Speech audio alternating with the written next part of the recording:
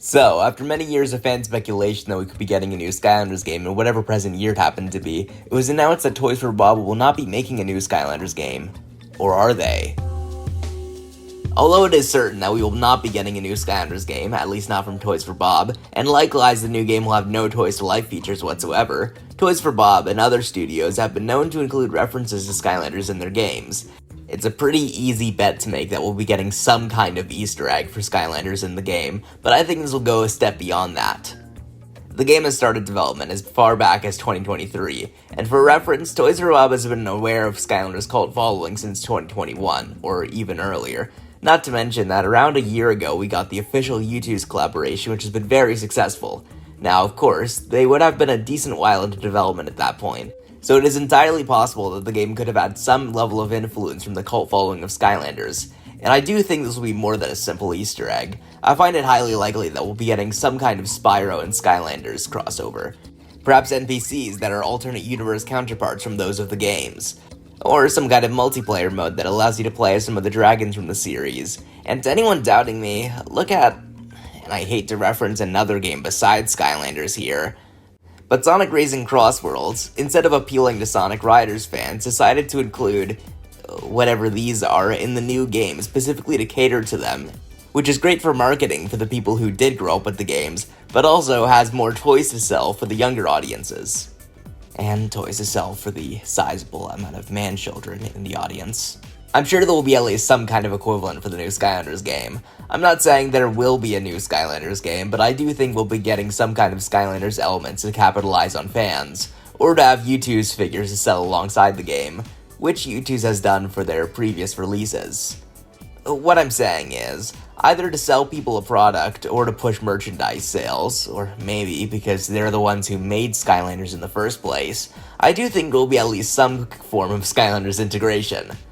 Not to mention their last game being a multiverse, their cancelled sequel to said game being a multiverse crossover, the early stages of Crash Team Rumble being a multiverse along with the full release, and this game being titled A Realm Beyond. I wonder if there's going to be any crossover between the other versions of this same character, given the track record.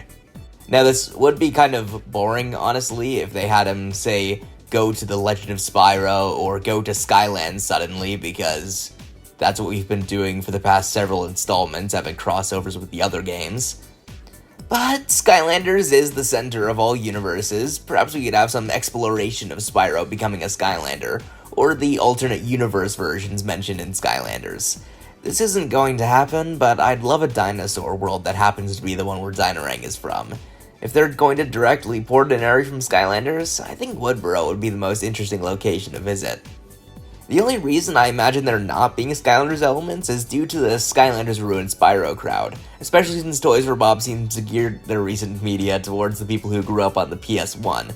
Crash 4 taking place after Crash 3, and them not really doing as many deep-cut characters as Vicarious Visions did with their respective Crash Bandicoot spin-offs.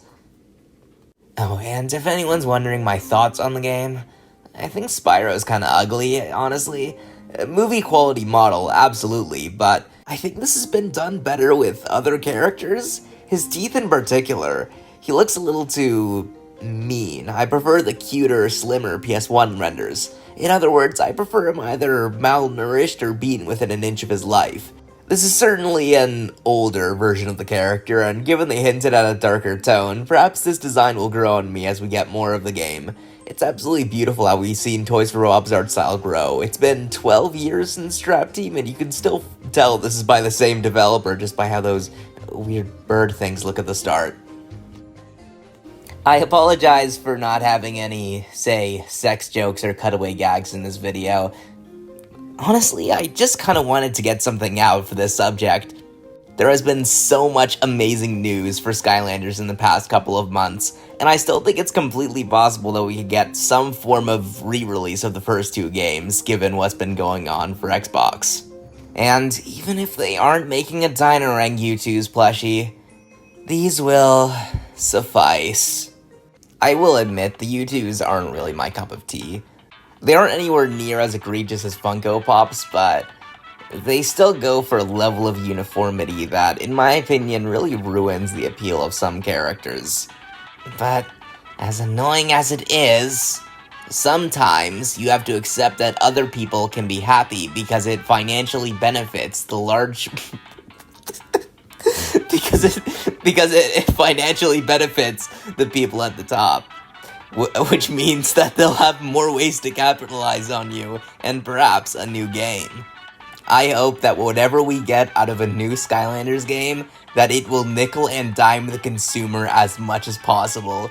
I hope that they lock all of the content behind buying a new Skylander and find a way to add microtransactions. Microtransactions. I hope they find a way to add microtransactions to progressing through the game. I